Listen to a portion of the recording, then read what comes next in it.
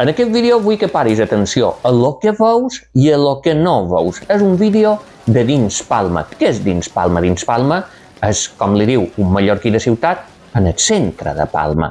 I un mallorquí de ciutat cada vegada va menys a dins Palma, perquè és un acte de patiment, un acte que posa a prova el teu esperit i el teu ànim. Per què?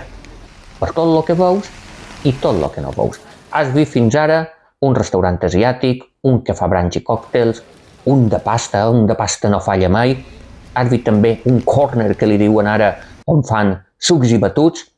Has vist bars per fer unes cervesetes. Has vist supermàrquets i minimàrquets. I què és que no has vist?